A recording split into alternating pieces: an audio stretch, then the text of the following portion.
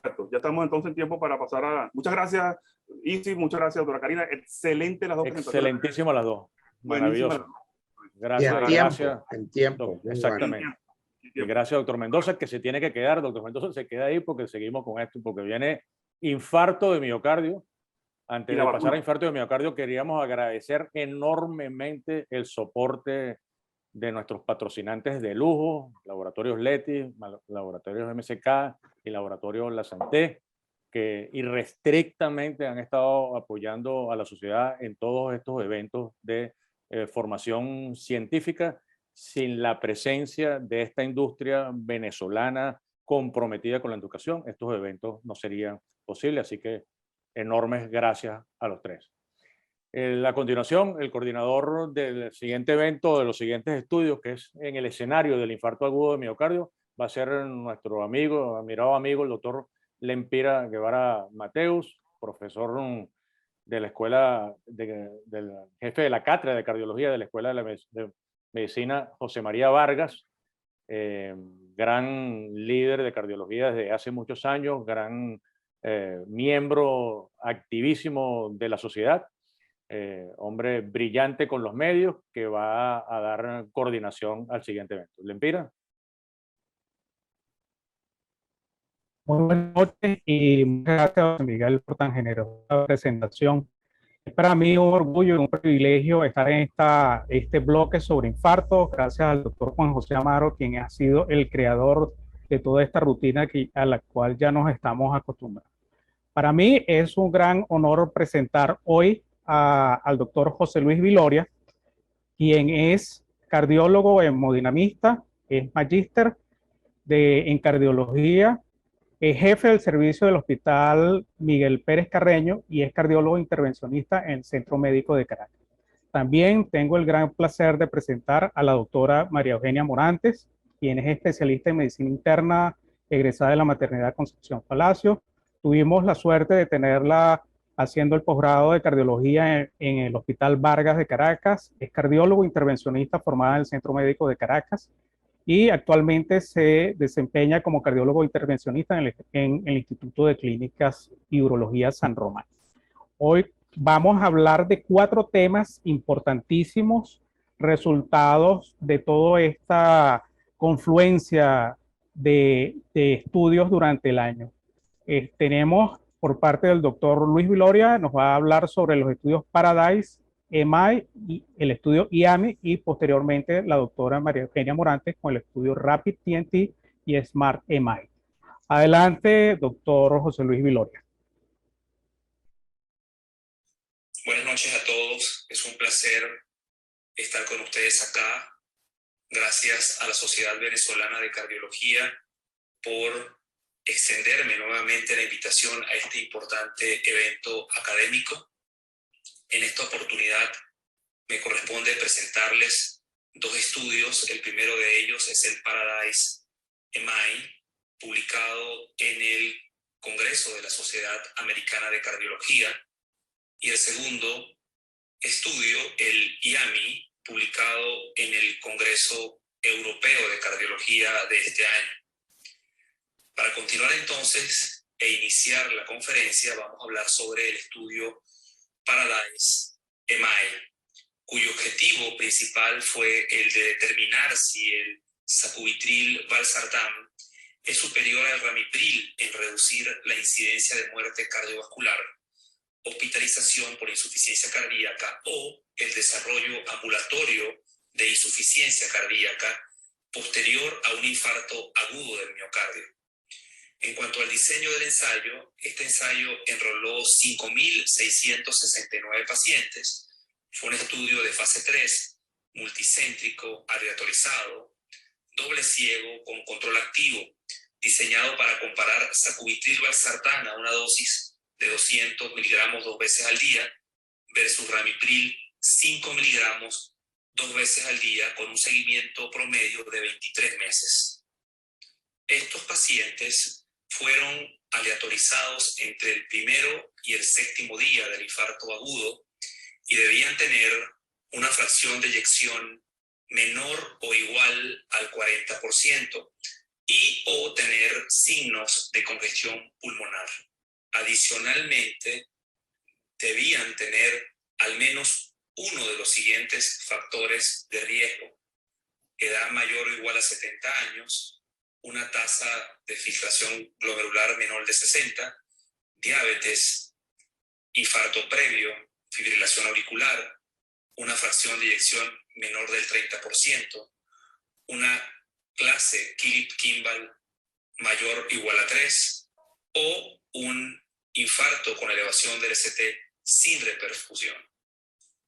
Cumplidos estos requisitos, los pacientes eran aleatorizados a recibir sacubitril/valsartán 2 veces al día a una dosis de 200 miligramos o ramipril 2 veces al día a una dosis de 5 miligramos.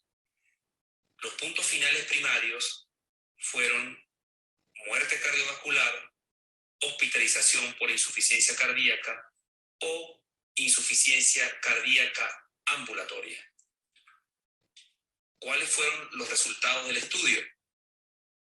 En cuanto a los puntos finales primarios, es decir, muerte cardiovascular, hospitalizaciones por insuficiencia cardíaca o insuficiencia cardíaca desarrollado de manera ambulatoria, no hubo una diferencia estadísticamente significativa entre el grupo de ramipril y el grupo de sacubitril/valsartán.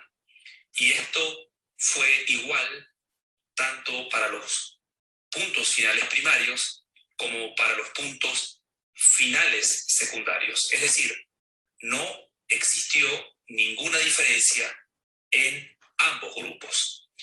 En conclusión de este estudio, se dice que en pacientes con infarto agudo del miocardio y fracción de eyección menor o igual a 40% o signos de congestión pulmonar, el uso de sacubitril/valsartán en comparación con ramipril no reduce la mortalidad, las hospitalizaciones ni los eventos de insuficiencia cardíaca en pacientes con disfunción ventricular postinfarto.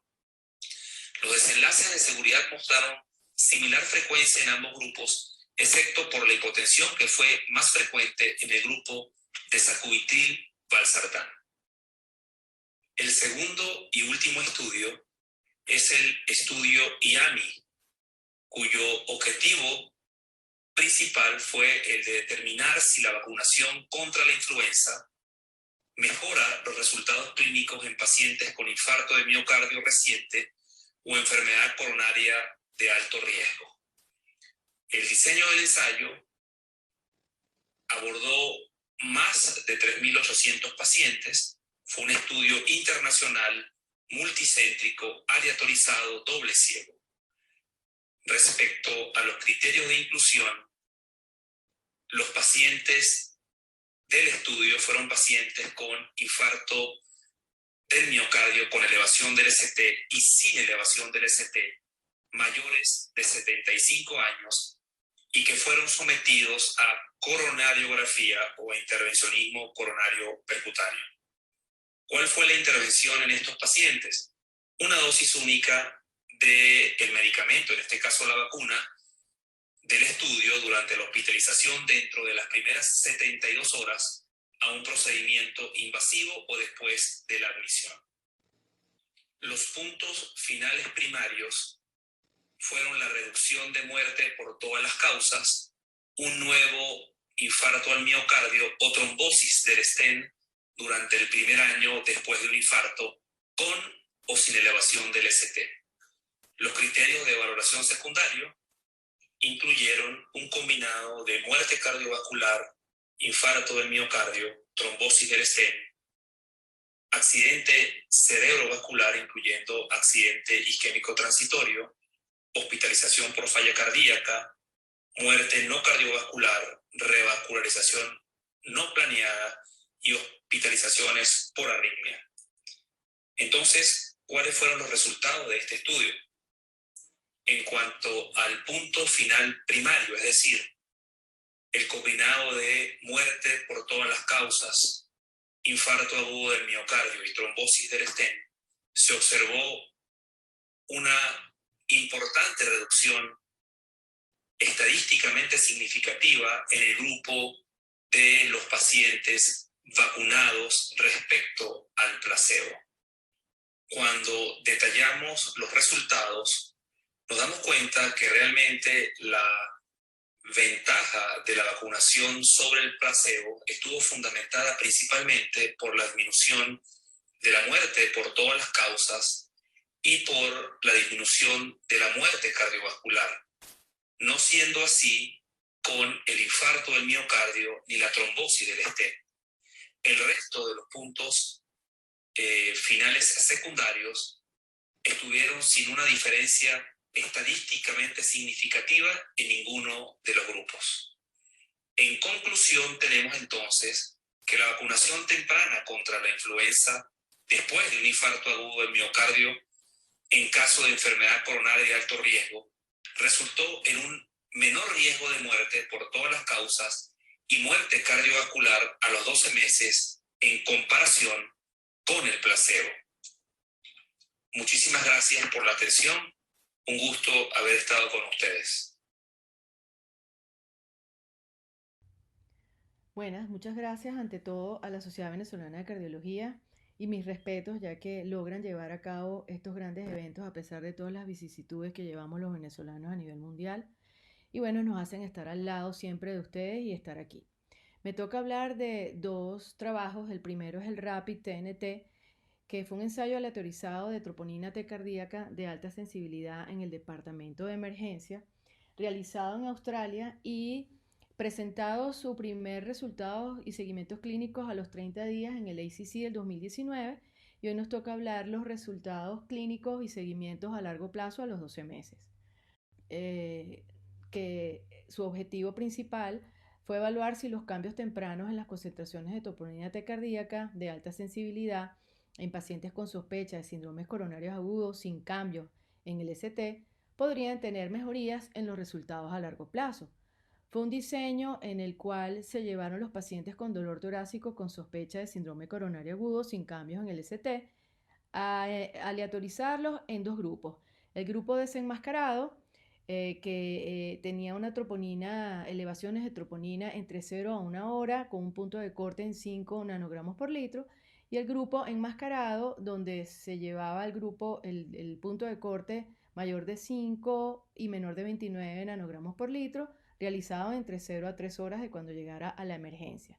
Los pacientes iban a ser llevados a observación y admisión si estaban en el punto de corte, y cuando eran admitidos eran llevados a realizar estudios de imágenes o invasivos, o si no, bueno, iban a la alta médica. En el grupo enmascarado eran admitidos de una vez a realizar estudios de imágenes o coronariografía, o posteriormente, si no pasaban el punto de corte, iban a su alta médica y seguimiento a largo plazo de 12 meses.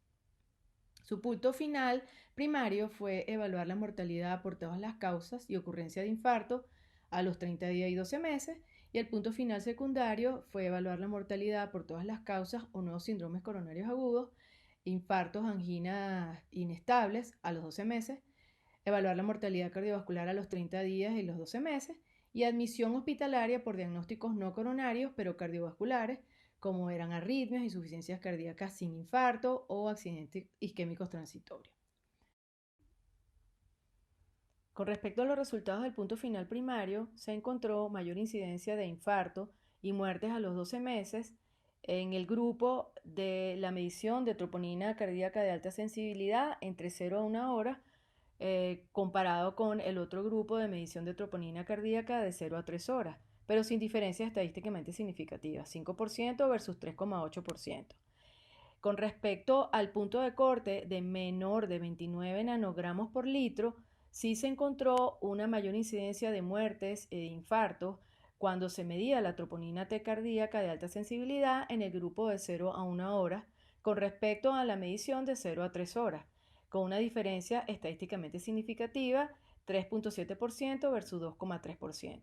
Con el respecto al resultado del punto final secundario, que fue evaluar infartos o muertes por todas las causas a los 12 meses, más insuficiencias cardíacas o arritmias o accidentes cerebrovascular transitorios, no hubo diferencias significativas cuando se compararon los dos grupos, sí hubo una tendencia a presentar mayores eventos en el grupo de medición de troponina de 0 a 1 hora, cuando el punto de corte fue mayor de 30 nanogramos por litro, con un resultado de 12,3% versus un 1,3% en el grupo de medición de troponina cardíaca de 0 a 3 horas, pero la diferencia no fue estadísticamente significativa.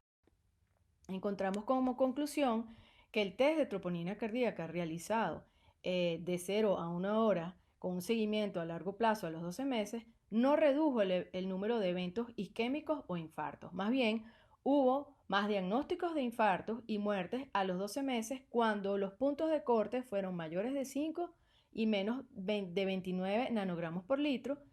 Y un resultado interesante fue que hubo mayor reducción de test de estrés realizados a los pacientes cuando se medían las troponinas entre 0 a 1 hora, y hubo un incremento de realización de angiografía y revascularización cuando se hacían las mediciones de 0 a 1 hora con el punto de corte de troponina cardíaca menor de 5 nanogramos por litro.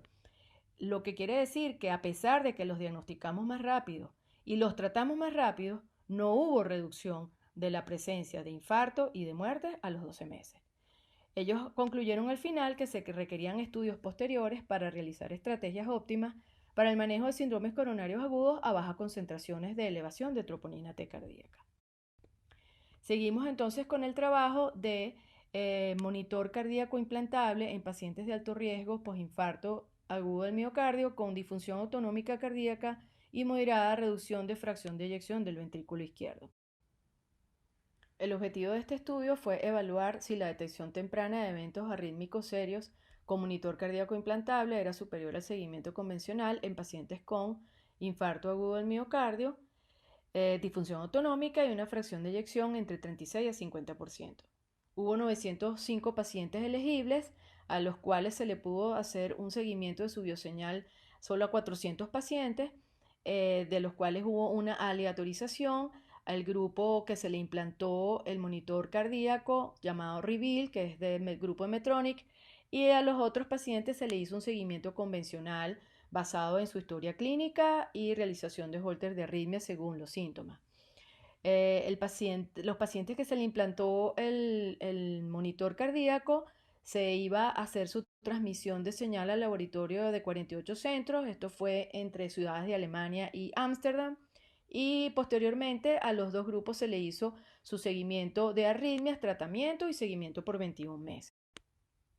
El punto final primario era evaluar los eventos arrítmicos serios, dentro de los cuales estaba fibrilación auricular en presencia de ella en más de 6 minutos, bloqueo auriculoventricular de segundo grado tipo B, taquicardia ventricular no sostenida, taquicardia ventricular sostenida y fibrilación ventricular. El punto final secundario fue diagnóstico de muerte y MACE, definidos como eventos cardíacos adversos más eventos cerebrovasculares. En cuanto a los resultados, encontramos que con respecto al punto final primario, hubo mayor presencia de eventos diagnosticados con el monitor cardíaco implantable. En cuanto a fibrilación auricular, 43 pacientes versus el seguimiento convencional 11. Con respecto al bloqueo auriculoventricular de segundo grado tipo B, 10 pacientes diagnosticados con el monitor cardíaco implantable versus 0 en el seguimiento convencional, y 7 pacientes presentaron taquicardia ventricular y fibrilación ventricular diagnosticado con el monitor cardíaco implantable versus 1 en el seguimiento convencional, con diferencias estadísticamente significativas cuando se compararon los dos grupos. Con respecto al punto secundario, no hubo diferencias estadísticamente significativas cuando se comparó la presencia de muertes y de MACE, los dos grupos.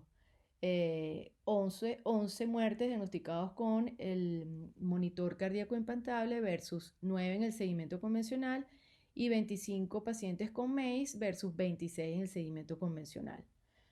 A pesar de que obtuvimos en los resultados mayor intervención en los pacientes que tenían un monitor cardíaco implantable, tanto desfibriladores, marcapasos, estudios electrofisiológicos, ablaciones con catéter, inicio de anticoagulantes orales por fibrilación auricular mayor de 6 minutos, con diferencias estadísticamente significativas en cuanto a los desfibriladores, en cuanto a los estudios electrofisiológicos y la ablación con catéter y el inicio de anticoagulación.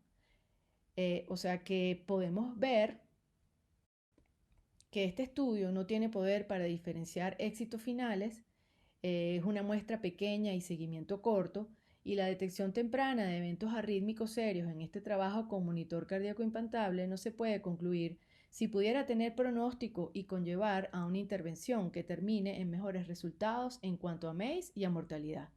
Porque a pesar de que pudimos registrar más eventos arrítmicos con el monitor cardíaco implantable y hacer un poco más de eventos de tratamientos como tal, no hubo una reducción en el MACE y en la mortalidad en el seguimiento a 21 meses.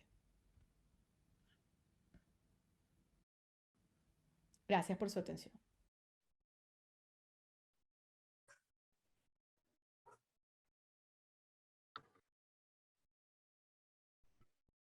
Bueno, excelente las presentaciones y muy interesantes los trabajos presentados. Vamos entonces a dar inicio a la sesión de preguntas. Y yo quisiera comenzar preguntándoles, me han llegado muchas preguntas, pero quisiera comenzar por una que puede definir nuestra conversación hoy, con la doctora Morantes. Este estudio Rapid TNT es una prueba más de que se acabó la CKMB. Bueno, realmente no creo, no lo vi. Si las troponinas ultrasensibles nos han podido aclarar mucho el diagnóstico, pero este trabajo, realmente el diseño fue como medio engorroso, porque ellos lo que querían era ver si los puntos de corte nos iban a agilizar las decisiones que podíamos tomar en cuanto a lo que vamos a hacer, si les llamamos intervencionismo o si les vamos a dar de alta. Entonces yo creo que aquí en este trabajo lo que sí está claro es que la elevación de la troponina ultrasensible nos da diagnóstico. Ahora bien, ¿hacia dónde vamos? Si los vamos a dar de alta de manera rápida, que es lo que yo pienso de dónde está el enredo del trabajo, o los vamos a dejar en observación, o vamos a decidir hacer un intervencionismo como tal, ahí es donde está que hay que seguir sacándole punta a la eficacia del punto de corte. Lo que sí me parece es que fue bastante pronóstico el que tuvieras en las primeras de 0 horas una elevación por encima de 29 nanogramos por litro, porque inclusive se vio que los que los tuvieron se murieron más, o sea, hubo más presión de muerte y de infarto en estos pacientes. Lograste determinar esos valores tan altos de troponina ultrasensible entre 0 y 1 hora. O sea que una de las cosas, como tú bien lo mencionaste de este estudio, es un diseño que es muy engorroso, porque el país que lo hizo, se hizo en Australia, estaban tratando de cambiar el método diagnóstico de una troponina rápida a esta ultra rápida. Y entonces ahí es donde está un poco el enredo. Yo creo que uno de los aportes más importantes de este estudio es que el paciente que llegue con menos de 5 unidades de esta troponina ultrasensible se puede dar de alta con bastante seguridad. Y los que llegan muy altos, esos van directamente a intervencionismo. El problema, como tú bien los mencionaste, son los que quedan en el medio, que siguen siendo los más difíciles a veces para poder decidir qué es el siguiente paso que vamos a hacer. Pero es importante que lo tengamos en cuenta, que las troponinas estas ultrasensibles facilitan mucho el egreso del paciente, más que el seguimiento posterior o más que la toma de decisiones, sobre todo si está en el intermedio. Si el individuo está con las troponinas elevadas, pues eso es muy importante.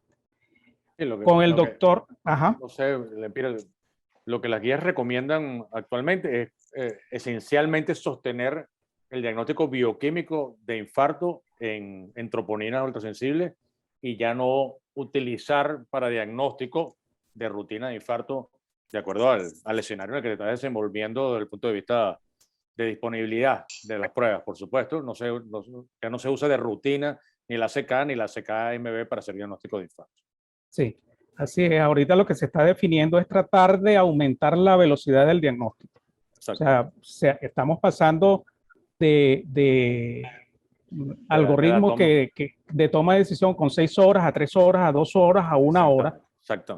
Cada vez lo estamos haciendo más ultra rápido, con mayor rapidez. Porque estas pruebas son mucho más sensibles y son mucho más específicas. Entonces te permite discriminar con mayor precisión al inicio del evento. El doctor Viloria nos presentó un trabajo muy interesante y cuando se presentó ese trabajo originalmente en el Congreso, dio mucho que hablar porque había muchas expectativas sobre sus resultados, y me refiero al Paradise-MI, que comparó una de las grandes estrellas del firmamento terapéutico en cardiología, como son los ARNI, y lo comparó con un medicamento muy, digamos, bueno, de una generación mucho más anterior, que es el Ramipril. ¿Qué punta se le puede sacar a ese trabajo, doctor Viloria? ¿Influyó la cantidad de pacientes que se tuvieron que dejar de ingresar porque llegó la pandemia? ¿Influyeron las dosis de los medicamentos? ¿Influyó el diseño? ¿Nos tenemos que olvidar de ARNIs en los infartos? Sí, bueno, fíjate, Lempira, buenas noches a todos. Un placer estar con todos acá. Este estudio, como tú perfectamente lo acabas de decir, los resultados fueron una sorpresa considerando el estudio Paradigma que se publicó en el año 2014, donde catapultó al estrellato esta nueva familia terapéutica de los ARNI, y donde demostró y le hizo un podio a estos medicamentos en el tratamiento de la insuficiencia cardíaca crónica con función sistémica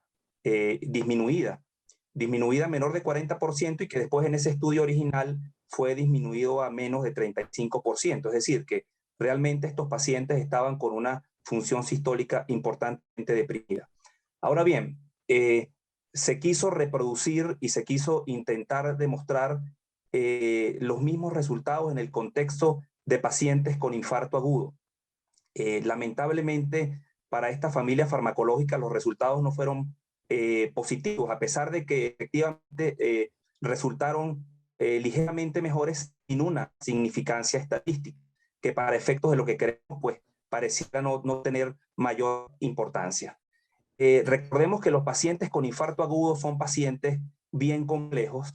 Cuando uno detalla este trabajo, vemos que más del 25% de estos pacientes tenían más de 3 factores de riesgo, como los mencioné al momento de presentar, es decir, pacientes muy enfermos, eran pacientes que evidentemente no estaban en el contexto de esa insuficiencia cardíaca crónica, ni estaban por muy lejos estables. Cuando leemos algunas discusiones, una de las cosas que pudiese afectar o que pudo haber afectado el resultado es esta condición y la gravedad de los pacientes. Otra cosa que pudo haber influido de manera negativa en el resultado es que recordemos que, a pesar de que en el contexto de una isquemia aguda, de un infarto agudo del miocardio, y encontramos muchos pacientes que tienen una fracción de eyección que está por debajo del 40%, de una vez que pasa el tiempo y que ese miocardio deja de estar hibernado, esa fracción de eyección pudiese mejorar, y eso también pudiese haber influido en los resultados. Decir que estos medicamentos ya están execrados del tratamiento de la insuficiencia cardíaca posinfarto, eso es una falacia. Yo creo que probablemente haya que esperar resultados de estudios futuros. Es importante mencionar que una de las cosas que llamó la atención, evidentemente, al igual que el estudio Paradigma, es que estos pacientes del Paradise tuvieron mayor efecto hipotensor de las drogas, ¿no? En el grupo de ARNI, evidentemente, cuando se comparó con el Ramipril, que es más cardioselectivo. Entonces, bueno, nada, yo creo que habrá que esperar. Por ahora, no creo que se vaya a cambiar las guías de práctica clínica con este resultado. Yo creo que por ahora debemos tener el tratamiento con IECA, que ya estudios previos lo han demostrado, y usar ARA2 en pacientes que son que tienen de alguna u otra forma contraindicación para los IECA. Mismo Valsartán, con el estudio Valiant, pues demostró también que tiene todavía indicación en estos pacientes. La otra pregunta, que le queda 8 minutos, más concreto. Sí. Doctora Morantes, se justifica que en los pacientes se adopte en el futuro la conducta de colocarle un dispositivo para determinar si hace arritmia en el post-IM.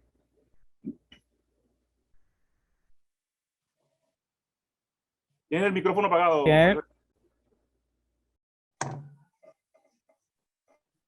Ajá, es que estuve danzando por toda la casa para ver si lograba tener mejor internet y bueno, en ese interín se desconectó. El tema es que si la fracción de eyección está por el 35%, que es la duda, ¿no? Lo que tenemos primero que abocarnos a ver si el paciente tiene disfunción autonómica, lo cual en el país, nosotros acá, creo que no lo hacemos, ¿no? Conseguir a alguien, un electrofisiólogo que haga esos estudios de biomarcadores con electrocardiograma de alta sensibilidad y tener ese diagnóstico no está fácil. Si pudiéramos tenerlo, yo creo que por ahí va la respuesta, porque si podemos diagnosticar la disfunción autonómica, ese es el valor predictivo para nosotros de saber si el paciente va a hacer arritmias o no, pues. Y el problema es que este trabajo realmente se logró, el primer objetivo que fue hacer diagnósticos de arritmias, lo que ellos le llaman eventos serios de arritmias, sí se logró, fue estadísticamente significativo. Los pacientes que le colocaron su marcador implantable, sí se logró diagnosticar mucho más eventos de arritmia e inclusive se logró hacer mucho más intervencionismo de todo tipo. El problema es que el punto final secundario no logró disminuir la presencia de muertes e infartos si se le colocaba el marcador implantable, porque bueno, yo pienso que es una muestra muy pequeña. Entonces, lo que hay es que esperar que los números den, pero yo creo que eso los tiros van por allí. Diagnosticar disfunción autonómica e inmediatamente colocarle el monitor cardíaco implantable. Sí, definitivamente todavía no estamos en el momento porque este estudio, las diferencias no fueron estadísticamente significativas, eran diferencias muy pequeñas. Sí. A pesar de que la muestra, los mismos autores dicen que no es suficiente, sin embargo, reunir 400 pacientes con estas características no es fácil. Y el doctor Viloria, sí. ¿Qué nos dice de las vacunas? ¿Vacunamos contra la influenza a los pacientes mayores de 75 post-IM?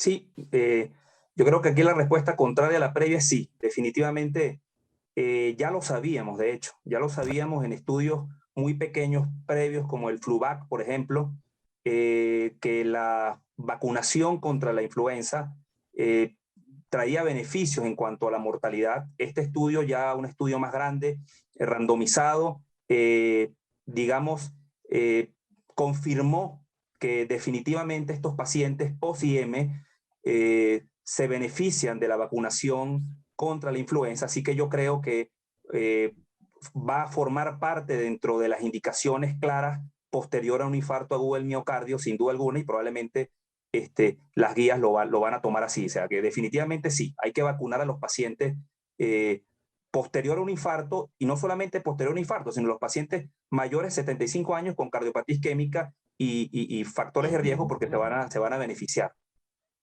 Sí. Por acá nos comenta el doctor Eleodoro en el chat, nos dice que los resultados de los estudios hechos en las décadas de los 80 con IECA, bueno, confirmaron que esos medicamentos llegaron para quedarse por mucho tiempo.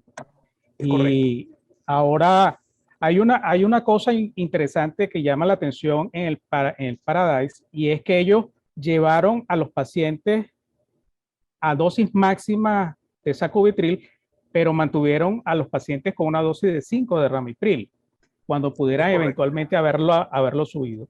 Y eso siempre genera mucha suficacia porque, sobre todo cuando uno ve la justificación, cuando nosotros empezamos a sorprendernos con los resultados de los estudios IECA, los pacientes siempre los llevaban a las dosis máximas posibles o tolerables.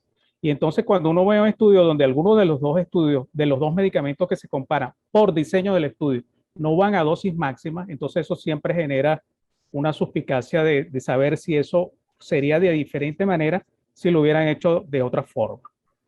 Lo más bonito, yo creo, de todas maneras, de Empira, del Paradise, es la superposición de las curvas entre los ARNI y el IECA, en este caso el Ramipril. Es una curva muy hermosa, de las más bellas que se había presentado en todos los estudios de este año, porque simplemente preserva el espacio por años utilizado de los IECA en el contexto del postinfarto del miocardio con disfunción sistólica con o sin síntomas. Y en un contexto como el venezolano, nos produce mucha angustia eventualmente no poder prescribir o conseguir un ARNI para tratar a un paciente con disfunción sistólica postinfarto, pero el IECA, en este caso Ramipril, funciona perfectamente, muy sólidamente en este escenario todavía, lo que es una gran noticia para nosotros. Sí, correcto. Yo particularmente me contenté mucho cuando escuché ese resultado, que me disculpen los del Paradise MI, y también me contenté cuando escuché los resultados del estudio con los dispositivos, porque no deja nada definitivo y entonces nos deja todavía nosotros con un escudo con el cual podemos defender a los pacientes. ¿Ibas a comentar algo, María Eugenia? Sí, yo lo que con respecto a con lo de las troponinas ultrasensibles, que en ese momento se me fue la señal y no pude oír más nada de lo que tú dijiste. Yo le quería decir a José Miguel, donde están ustedes, realmente esos puntos de corte que tú a las 3 horas ya tengas las troponinas por debajo de 5, tú lo das de alta. A mí me da como miedo. Y Sí, no sé si depende. realmente el error de esas personas que fallecieron después, ¿será que los dieron de alta muy rápido? De verdad que no sé.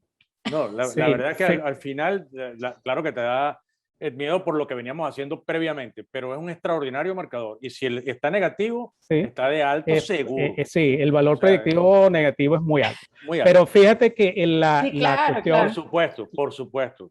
Siempre clínica, factores de riesgo, pero como Sí, discriminador es muy sí. seguro o para ingresar o para egresar. Sí. Es muy contundente. Hay una sutileza del diseño de ese Exacto. estudio que la mencionó María Eugenia, que decían que había un grupo ciego, un grupo escondido a los resultados, y era para evitar esa cosa, de manera que el que le llegaba el resultado por debajo de 5 se lo entregaban, al que le llegaba el resultado por encima de 5 estaba ciego, y alguien le iba diciendo a control remoto, mira, tienes que hacer esto, tienes que hacer Hay que aquello. repetirlo. O sea que ese es un estudio complicado para entender realmente qué fue lo que sucedió allí.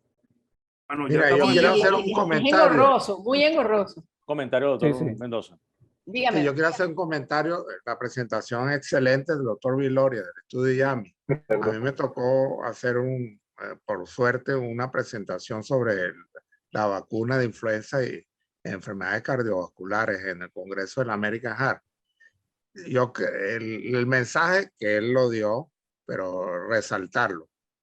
Se considera que la vacuna de influenza debe ser parte del tratamiento intrahospitalario de un infarto agudo de miocardio. Pero el paciente ingresa por un infarto, debería recibir la vacuna de influenza. Recordar ciertas cifras. Vacunarse contra la influenza sola aumenta 10 veces el riesgo de tener un ataque cardíaco. Vacunarse contra la influenza reduce 45% el riesgo. 45% de riesgo relativo. Cuando la estatina reducen 30%, cuando los tratamientos antihipertensivos reducen 30%, cuando dejar de fumar reduce 43%. ¿Sí? ¿Qué magnitud? La conclusión del CDC en la recomendación de vacuna de influenza, toda persona mayor de 6 meses, de 6 meses en adelante, no hay que esperar los 65, 75 años. En todo, tanto en niños como en adultos, hay un beneficio de mortalidad, de prevención de enfermedades. En el caso de la insuficiencia cardíaca, reduce el riesgo 25% el riesgo de mortalidad en insuficiencia cardíaca. Pacientes que tienen insuficiencia cardíaca, vacúnenlo contra la influenza. La vacuna también reduce el riesgo de fibrilación auricular, entre otras cosas. O sea que el mensaje es, antes de egresar el paciente con el infarto, además del IECA, el DAP y la estatina, vacunar el paciente antes de salir de la hospitalización. Sí. En lo ideal, en las primeras 72 horas. En Y las como siguientes 72 corolario, horas a la admisión. no votar las tarjetas de vacuna de los muchachos, porque cuando nosotros sí. crecimos no existían esas tarjetas así, pero no votarlas porque por lo que vemos vamos a tener que seguir vacunándonos. Y probablemente dentro de poco nos van a vacunar, espero que no sea por infarto, pero nos van a vacunar conjuntamente, post-infarto, doctor, con influenza y post-COVID también. Bueno, porque igual va a tener que protegerte por COVID. es verdad, la CDC dice que la vacuna de influenza debe ponerse el mismo día de la vacuna del COVID, que no hay contraindicación para ponerse las dos. Ya que viniste a vacunarte, ponte las dos. Combo. Gracias, José Luis, excelente, me encantó. María Eugenia. Un abrazo.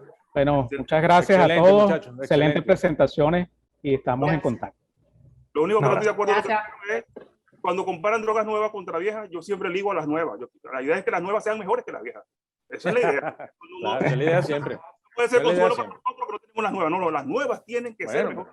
Pero por eso, fíjate que la Ferrari tiene tanto tiempo allí y todavía sigue siendo muy buena. O sea, hay drogas que son Ferrari y van a quedarse ahí por un buen rato. La idea es que sean cada vez mejores drogas y que reduzcan más mortalidad. Así.